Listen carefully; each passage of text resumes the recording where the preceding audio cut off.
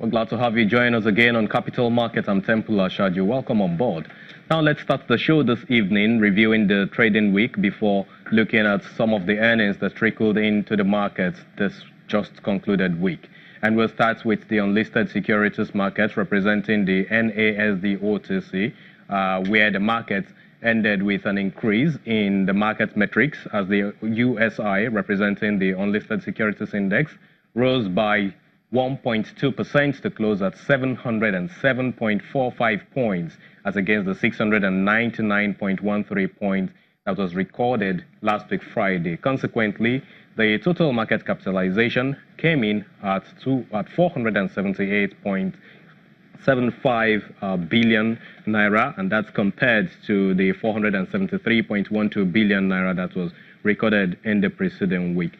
Meanwhile, the OTC this week concluded the biannual categorization of securities admitted to trade on the platform. Now, this activity results in a classification of admitted securities into blue securities, pink securities, and red securities, and is aimed at providing the capital market community with information on securities that satisfy general requirements of a public limited liability company. Now, information is systematically assessed under the four broad groupings, including regulatory, compliance, corporate governance, and disclosure, as well as financial performance. We also have OTC market trade activity as part of the yardstick for measuring companies that will be found in that categorization. While some of the blue securities announced this week, which represents the premium now, that we have the Afriland as well as CSCS. We also have Friesland, Wamco, Campina. We have Mixta Real Estate, the NASD OTC itself, which is a demutualized exchange, and NDEP, as well as NIPCO, which is an oil company, an oil trading company. Basically. And let's move on to the fixed income markets, where we have bonds and treasury bills. Average yields in the Nigerian fixed income markets traded higher this week as it inched up 133 basis points week on week to 13.19%, largely on the back of higher short-term rates. Over the week, the CBN Net issued 181 billion naira to mop up sizable market liquidity stemming from higher FAC allocation. Consequently, treasury bill yields climbed 28 basis points week on week to 12.49%. At the long end of the curve, average bond yields traded almost flat, declining 2 basis points week on week to 13.88%, despite the stop rates of 30 basis points month on month, coming in at 14%. At the end of the day, it climbed higher at the July auction. And so let's cross over to the equities markets, where the stocks trading this week reversed losses in previous weeks to close at 0.09% higher at 36,636.97 points. Strong performances in First Bank, Guarantee Trust Bank, Zenith Bank, and Nestle largely outweighed losses in Nigerian breweries, Lafarge, Dangote Sugar, as well as Seplat. On a sectoral basis, the various indices closed mixed, with the banking, construction, food, insurance, and sectors, and all others you can find on the screen coming in lower. Now let's do a bit of earnings season review and look at how some of the numbers that have been trickling in for half year came in this period. We'll start with O&O.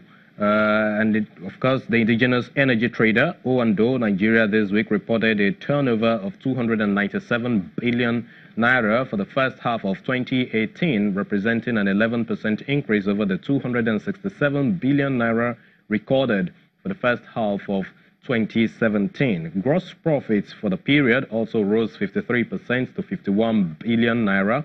As profit after tax surged by 86% to 8.6 billion naira. Now, the oil firm's performance was driven by the upward trajectory in oil prices to the high of $79 per barrel in the first half of 2018.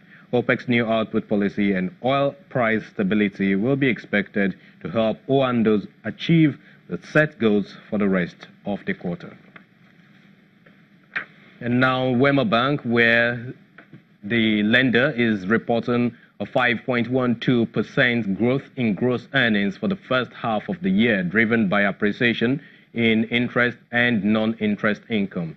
In a statement this week, the bank grew deposits by 39% to 354.88 billion naira on the back of continued acceptance of Alert, which is its trading platform and the flagship digital banking system of the lending institution. But profit before tax improved by 27% at 1.83 billion naira, while earnings per share closed the period at 8 naira 20 kobo. But in line with the intent of driving its SME business, Wema Bank secured credit lines of $15 million from the Africa Development Bank and 7.3 billion naira from the Development Bank of Nigeria within this period, which is H1. Now, Wema Bank is about the NSE banking sector company of firm that is listed anyway, and about the only lender that in this first half of 2018 has released its earnings to the Nigerian Stock Exchange.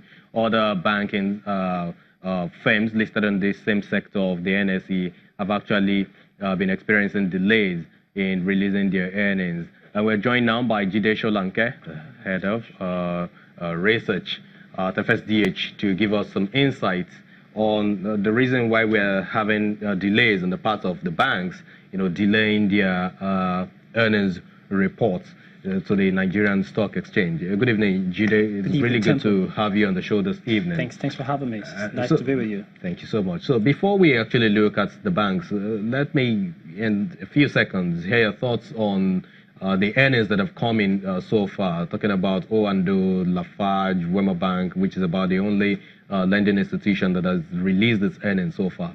Well, thanks for having me again. Temple, what has happened in the Nigerian Stock Exchange is not out of order in terms of the earnings season. And when you were talking, you talked about the banks not having the results house because it's only Wema Bank that have had the result.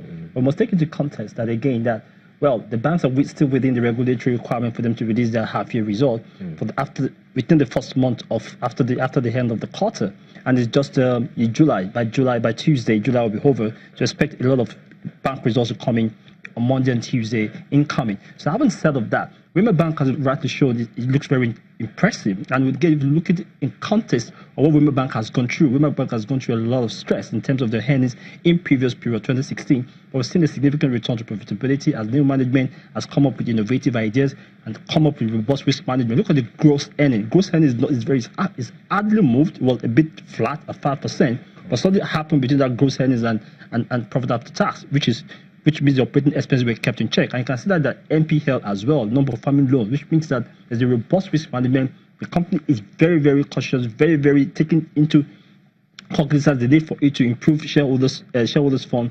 and create profit for the company. Okay, so let's just move on and look at the banking sector as a whole. You mentioned regulation as part of the concerns that we have right now.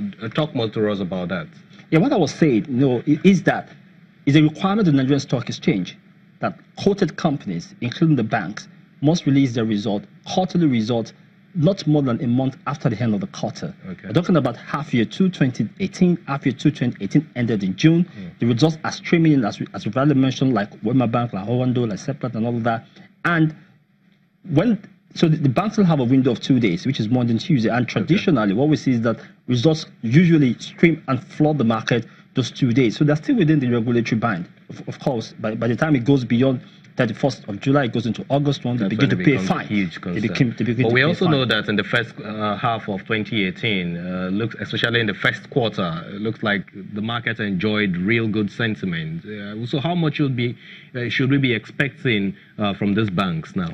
When you say the market, did enjoy sentiment, I'm actually struggling to understand that, because the year-to-date return of the equity market is negative, which means that within the band, the equity market hasn't done well relative to 2017 earnings season and 2017 performance. And, taking that in isolation, I understand again that is an aggregate market performance indicator, which is the NSE All Share Index. When we disaggregate that data and we begin to look at specific companies have done well, and some of them are the banks. Now, the banks are always very topical, very interesting to look at, because when you look at the number of shares traded every day, week in, week out on the Nigerian Stock Exchange, the banks always dominate, and it's for a key element reason: liquidity. A lot of people, that always willing buyers and sellers for the banking stock, because not enough for a stock to have good fundamentals, to have good earnings potential, but it must be able to have liquidity. The stock must have liquidity, which means that there must be willing buyers and sellers at any particular point in time. So having said all of that, the banks, fundamentally, you see that generally, we look at the 2017 results compared to 2016, we've seen a return to profitability.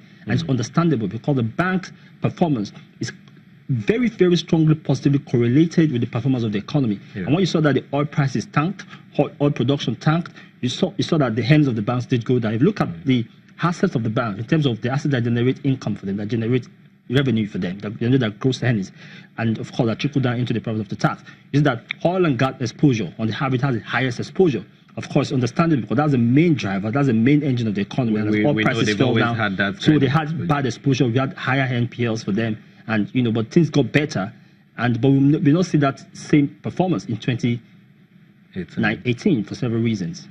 Okay, so does this mean that by next week, when earnings will be released, we should expect positive results, or should investors also watch out for some kind of bonuses?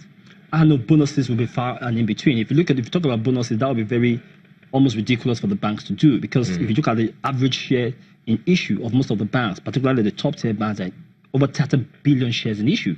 And when you have 30 billion shares in issue, over 30 billion shares in issue, and if you divide that profit after tax, if you take that profit after tax, or you divide it by the number of shares, and when you look at that number of shares in issue in terms of how much dividend goes per share to each of the shareholders, you see that it's mega, it's not much. So the banks would rather be scaling down, reducing their share than increasing their share. But having said that, 2018 will be better than 2016, but I do expect to be better than 2017 for many reasons. Like I said, one of the major reasons is that, of course, we will see an increase in oil price and oil production, like you saw Wema Bank confirm that.